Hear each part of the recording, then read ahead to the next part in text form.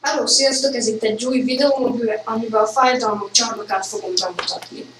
Ez egy ilyen emberti, aki le fog majd esni, úgyhogy én lehúzom horgászbottal, és nem mellé mentem mindegy. Nem megyek, közben leteszem. Nem azért csináltam, hogy ne hagyom be.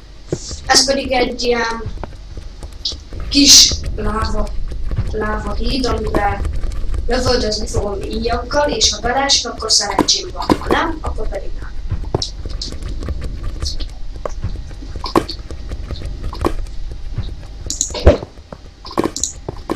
És belehúzom a szót.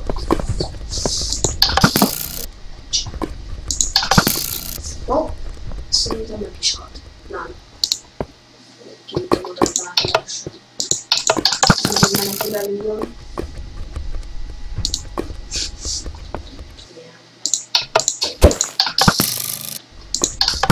És meghalt. Ez pedig a harmadik, és azt fogom bemutatni, hogy az ember ilyen pisztoly rácsból fog kijönni, és belesik a lábatóba. És majdnem hogy belesik a lábába, és meg is halt. Na jó, mindegy, menjünk a faluba. Akkor is van. Ja, ott van. És akkor ott látjátok azt a Diamond izét, meg azt az aranyosat, és oda van írva, hogy Epic, nem tudom, miért írtam oda, csak jó esett.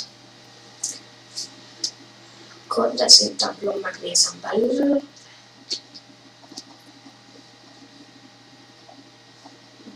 Oda kell érnem. Ott van az a gomb. Mindegy, inkább tudunk. VIP. Tök hülyeség. És az első emeletem van egy ilyen kis ágyú, ami tüzet vagy nyilván lövöldöz. Hoppá, most többet kivezettem.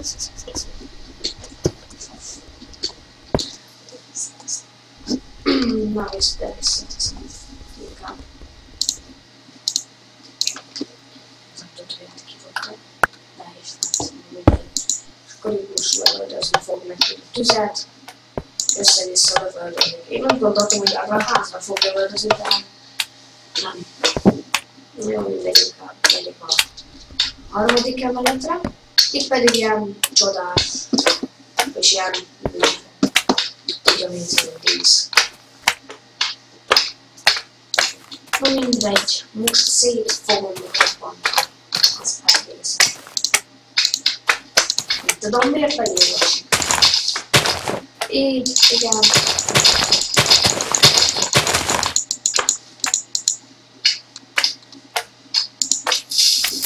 Hopp, és most. Már mindig elég összerobban. Ezt a szart.